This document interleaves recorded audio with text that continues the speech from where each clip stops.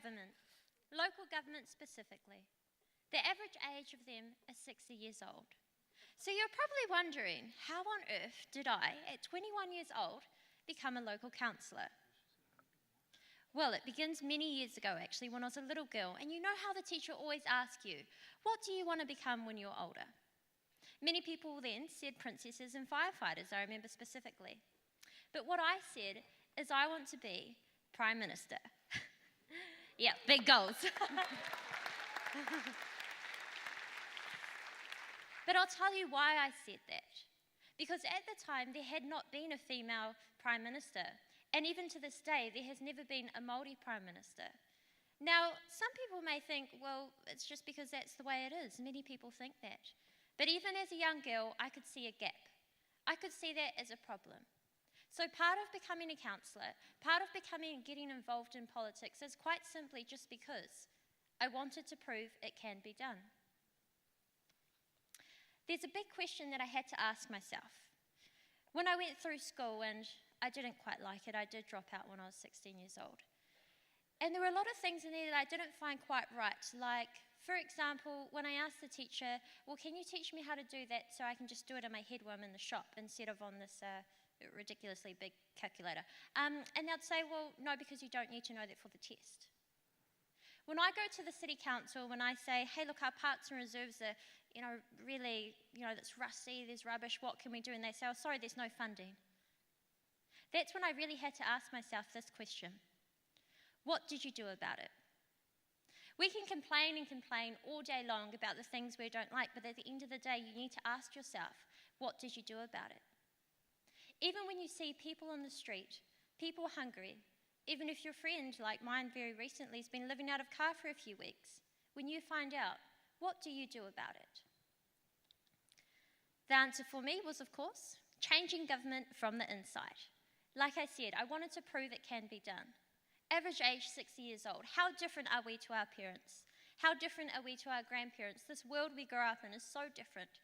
So we do need people in there that understand.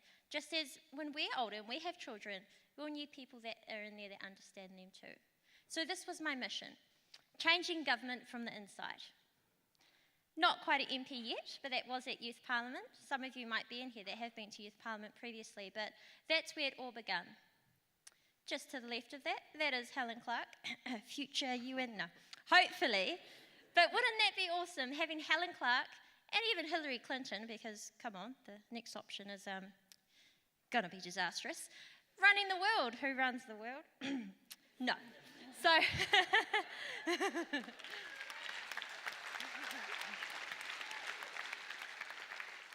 guys, you aren't too bad either. We need you. So anyway, when I met with Helen Clark and I said to her, look, Helen, you meet all of these people from all over the world, big leaders running big countries. What do you think is the most important skill for a leader? What does it take to make a good leader? And she just looked at me and said, quite simply, you need to be there for the people. If you are not in your role to benefit the people of your community or your country, or even just your family, you are not going to be a good leader. You need to be there for the people.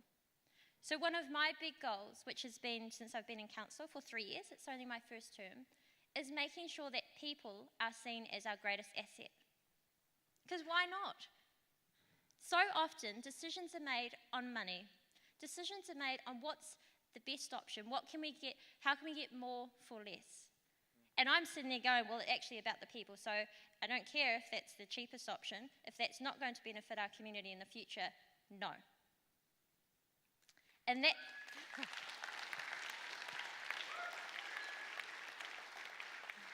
And honestly, these old guys are sitting there going, where did she come from? And so that's one of the big things I've been doing. Now, there's this one of my favourite quotes is actually from a guy called Julian Treasure of TED Talks. If you don't watch them already, I highly suggest you do. And he actually said this. He said, the human voice is an instrument that we all play. Probably the most powerful sound in the world. It has the power to start wars or even say, I love you. Yet quite often we experience that when we talk, we're not listened to. Why is this? And what can we do to change this, to enable us to change the world? So from that quote, my answer was the Rotorua Youth Voice. So what I created as a councillor is, instead of being the one person that represents young people from my community, I got 30 other young people from around my community of different ages, and I got them together and trained them up on how to be young leaders. What does effective participation look like? What are the key issues in our community? And together we went out to around Rotorua and engaged with thousands of people from our community.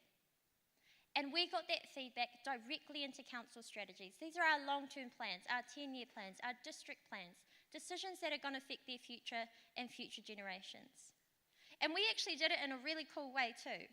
You see, Rotorua is this beautiful place. If you haven't been to my home, we actually have 16 lakes. Yep. And we also are surrounded by beautiful forestry. So it was, okay, these are our challenges, this is our weakness, but what are actually our strengths? And that was our environment. So in order to get all this feedback from our community, we actually held really cool events. So we put up big, inflatable obstacle courses on our lakes, and we had, oh, this is a secret, free food. Yeah. We gave out free food to everyone, free sausages, free coffees for the mums and dads that had to sit there all day, free slushies, and we got the community together to just have a good day. But we asked them one simple question: what is the main issue for youth in Rotorua, and what do you think is the solution? And from that, we got feedback of just under 1,000 people that we then put straight into council. Now, these young leaders here actually done our own little festival for the future. We done a Future Leaders conference at the council, and we filled up the whole council. Now, my poor chief executive, I said to him, oh, hey Jeff, do you mind if young people take over the council? And he kind of went, what? Honestly, I get that look a lot from him. And I said, no, can I please bring young people into the council, get the staff to teach them about the key issues so that they can give them feedback as we make the strategies. And so that's what we do now. Instead of going through the boring, sorry, local government people, but instead of going for the boring way, we have to engage in politics, which is submissions. How about we get people in at the start when we're actually writing these, so that they can provide feedback from the start? It's common sense, you think, but see, this is just different thinking that is coming into institutions that are so used to doing the same thing. And the only reason, and they say this to me, well, no, we're going to do it this way because it's the way we've always done it. Why? So my question to you is to think a little differently. And whatever challenge you're facing in your community, in your area, in your life, ask yourself this question: what will you do about it? Thank you.